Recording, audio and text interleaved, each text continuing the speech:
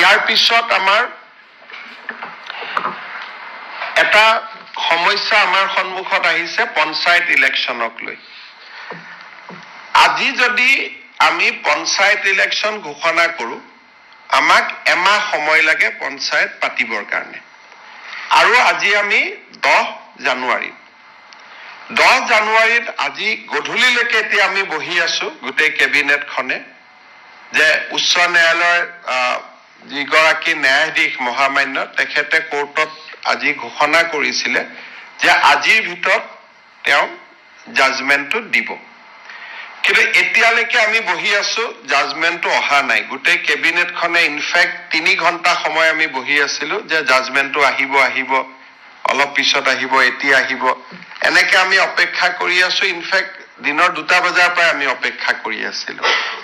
সাধাৰণতে চৰকাৰসমূহে পঞ্চায়ত পাতিব নোখোজে, যে আমি পঞ্চায়ত নাপাতো, ইমান ইলেকশ্যনত আমি ৰিস্ক নলওঁ। বিশেষকৈ বিধানসভাৰ নিৰ্বাচনৰ আগে আগে কোনো চৰকাৰে পঞ্চায়ত পাতিব নোখোজে। আমি পঞ্চায়ত পাতিবৰ কাৰণে উদ্গ্ৰীৱ হৈ বহি আছো। কিন্তু এই পৰ্যন্ত মই অলপ আগতে মহাঅধিবক্তা দেৱজিৎ শইকীয়াক টেলিফোন কৰিছিলো।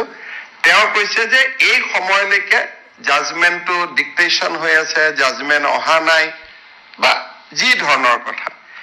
আজি যদি ৰাতি 12টাৰ আগতে আমি জাজমেণ্টটো নাপাওঁ, পজিটিভ বা নিগেটিভ যি নহওক, তেতিয়াহ'লে আমি পঞ্চায়ত ইলেকশ্যনটো একেবাৰে মেট্ৰিক বা হায়াৰ ছেকেণ্ডেৰী পৰীক্ষাৰ পিছলৈকে লৈ যাব লাগিব। কাৰণ 14 ফেব্ৰুৱাৰীৰ পৰা মেট্ৰিক আৰু হায়াৰ ছেকেণ্ডেৰী আৰম্ভ হ'ব। আৰু যদি এবাৰ ইলেকশ্যন কৰিলে 1 মাহ সময় লাগে নটিফিকেশ্যনৰ পৰা, আৰু 2টা ফেজত কৰিলে আজি হ'ল 10 তাৰিখ, 10 ফেব্ৰুৱাৰীত এটা হ'ব পাৰে, 12 ফেব্ৰুৱাৰীত এটা ইলেকশ্যন হ'ব পাৰে। কিন্তু আজি যদি ৰাতি 12টাৰ আগতে যদি হাইকোৰ্টৰ পৰা অৰ্ডাৰটো ওলাই নাহে, আৰু পিছৰ 10 দিনো হাইকোৰ্ট বন্ধ আছে, গতিকে তাৰ পৰিপ্ৰেক্ষিতত মই ভাবো যে পঞ্চায়ত ইলেকশ্যন পতাটো অসম্ভৱ হৈ পৰিব। কাৰণ মেট্ৰিক আৰু হায়াৰ ছেকেণ্ডেৰী পৰীক্ষাৰ মাজত পঞ্চায়ত ইলেকশ্যন পাতিব পৰা নাযাব। গতিকে যিসকলে মোক সুধি আছে যে পঞ্চায়ত ইলেকশ্যন কেতিয়া হ'ব, মোৰ উত্তৰ এইটোৱে যে চৰকাৰে আজি 3 দিন ধৰি, আৰু কেছবিলাক হৈছে অকল এটা কৰিমগঞ্জ জিলাৰ 19খন পঞ্চায়ত লৈ, বাকী অসমখন ইয়াৰ লগত জড়িতই নাই। কৰিমগঞ্জ জিলাৰ 19খন পঞ্চায়ত, লাগিলে কৰিমগঞ্জ জিলাত ইলেকশ্যন নাপাতিলেও হৈ গ'লহেঁতেন, বাকী জেগাখিনিত ইলেকশ্যন পাতিব, আমি অনুমতিটো পালে আমি ইলেকশ্যন পাতি দিলোহেঁতেন। এই 12টা বজালৈকে আমি অপেক্ষা কৰিম। কিন্তু আজি যদি ৰাতি 12টা বজাৰ ভিতৰত যদি নাহেগৈ হাইকোৰ্টৰ পৰা, তেতিয়াহ'লে মই ভাবো যে মেট্ৰিক আৰু হায়াৰ ছেকেণ্ডেৰী পৰীক্ষাৰ আগত ইলেকশ্যন হোৱাটো অসম্ভৱ হৈ পৰিব। আৰু এই ইলেকশ্যনো পিছুৱাবৰ কাৰণে কোনে লাগি আছে? কংগ্ৰেছ দলৰ, কৰিমগঞ্জ দলৰ প্ৰাৰ্থী হাফিজ ৰফিজ আহমেদ চৌধুৰীয়ে গোটেই কেছটো কৰি আছে। আৰু তাৰ পৰা বুজা যায় যে গোটেই পঞ্চায়ত ইলেকশ্যন খেলিবৰ বাবে হাফিজ ৰফিজ চৌধুৰী আৰু তেওঁৰ সংগীসকলে সাহস কৰিব পৰা নাই, আৰু সেইকাৰণে কেছটো কৰি পেলাই পঞ্চায়তটো পিছুৱাই আছে। নিয়মমতে পঞ্চায়ত পাতিব লাগে যে চৰকাৰক বিপদত পেলাওঁ, পঞ্চায়ত পাতি দিওঁ। কিন্তু ইয়াত ওলোটা হৈছে যে বিৰোধী পক্ষৰ একাংশই, কাৰণ হাফিজ ৰফিজ চৌধুৰী কংগ্ৰেছ দলৰ অফিচিয়েল কেণ্ডিডেট হয়, আৰু আন যিগৰাকী অধিবক্তা তেওঁ কংগ্ৰেছ দলৰ দিনতে চলিচিটৰ জেনেৰেল হৈছিলে দিল্লীত। গতিকে 2জন অধিবক্তাই আজিও তেওঁলোকে আৰ্গুমেণ্ট 3 দিন আগত চেজ হ'ল, আজিও 2 ঘণ্টা আৰ্গুমেণ্ট কৰিছে। গতিকে কিহৰ কাৰণে তেওঁলোক পঞ্চায়তৰ কাৰণে সাজু হ'ব পৰা নাই মই নাজানো। কিন্তু তৃণমূলক গণতন্ত্ৰ বচাবৰ বাবে এইবাৰ আমি বহুত কৰিছিলো, পাৰ্টি লেছ কৰি দিছিলো, যে কোনো পাৰ্টিৰ হ'ব নালাগে, যাতে অৱসৰপ্ৰাপ্ত শিক্ষক, অৱসৰপ্ৰাপ্ত ডক্তৰ সকলোৱে যাতে ইলেকশ্যন খেলিব পাৰে, ভাল পৰিৱেশ হয়, পঞ্চায়তৰ পৰা দুৰ্নীতি নোহোৱা হয়।